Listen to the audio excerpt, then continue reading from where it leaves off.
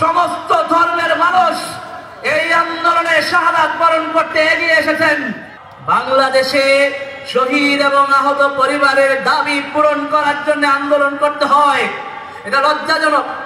কারণ হলো এই বাংলাদেশে নতুন সরকার হয়েছে 5ই আগস্টে। আপনারা জানেন 5ই আগস্টে খুনি হাসিনার পলায়নের পর 8ই আগস্টে প্রফেসর ইউনূসের নেতৃত্বাধীন অন্তর্বর্তীকালীন সরকার এসেছে। যে সরকার শপথ গ্রহণ করেছে এই অভ্যুত্থানের, একই সাথে দীর্ঘ 16 বছরের শহীদ আহতদের আত্মত্যাগের উপর দাঁড়িয়ে শপথ গ্রহণ করেছে। সুতরাং আমরা মনে করি বাংলাদেশে যদি রাজনীতির সূচনা করতে হয়, জুলাইয়ের আকাঙ্ক্ষা বাস্তবায়ন দিয়ে রাজনীতির শুরু করতে হবে। একথা স্পষ্ট। জুলাইয়ের আকাঙ্ক্ষার বাস্তবায়ন বলতে আমরা জুলাইয়ের ঘোষণাপত্র চাই।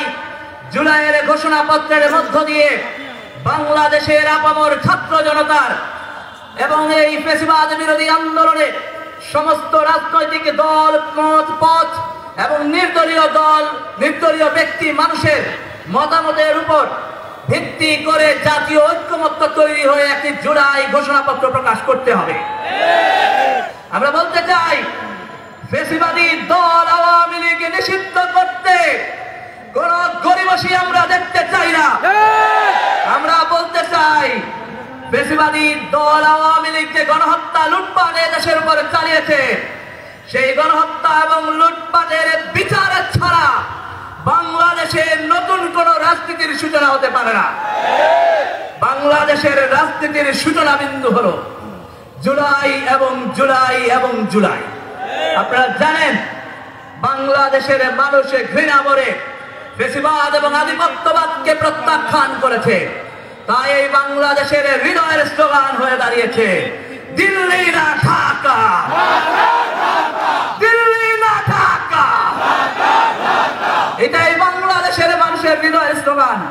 সুতরাং আধিপত্যবাদী শক্তিকে বুঝতে হবে এই বাংলাদেশের মানুষ গোলামীকে পরিত্যাগ করেছে। বাংলাদেশের মানুষ মাথা উঁচু করে দাঁড়িয়েছে। ন্যায্যতা, সাম্য এবং বন্ধুত্বপূর্ণ সম্পর্কের ভিত্তিতে পারস্পরিক সম্পর্ক হবে, সেই রায় বাংলাদেশের মানুষ 36শে জুলাই দিয়ে দিয়েছে। সুতরাং এই কথা স্পষ্ট, জুলাইয়ের আকাঙ্ক্ষা বাস্তবায়ন করাই হবে ইউনাইটেড পিপলস বাংলাদেশ তথা বাংলাদেশের প্রাথমিক লক্ষ্যমাত্রা। এই আকাঙ্ক্ষা বাস্তবায়ন করার মধ্য দিয়েই আমরা এই বাংলাদেশের রাজনৈতিক অঙ্গনে বার্তা দিতে চাই যে বাংলাদেশে জুলাইকে সামনে নিয়েই রাজনীতি তৈরি করতে হবে এবং জুলাইয়ের আকাঙ্ক্ষার আলোকে সমস্ত দলের, সমস্ত ব্যক্তির মতের মানুষের জুলাইয়ের আকাঙ্ক্ষাকে ধারণ করেই নতুন বাংলাদেশের রচনায় গঠনে এগিয়ে যেতে হবে। সুতরাং দেখুন, আমরা বাংলাদেশে দীর্ঘমেয়াদে বলতে চেয়েছি, বাংলাদেশে আমরা বিদ্যমান রাজনৈতিক সংস্কৃতির পরিবর্তন চেয়েছি। এই পরিবর্তনের চাওয়া তো জুলাইয়ের সহযোদ্ধা, জুলাইয়ের লড়াকু সবার। আমরা হানাহানি, মারামারি, দখলদারিত্ব, সংঘর্ষের রাজনীতি চাই না।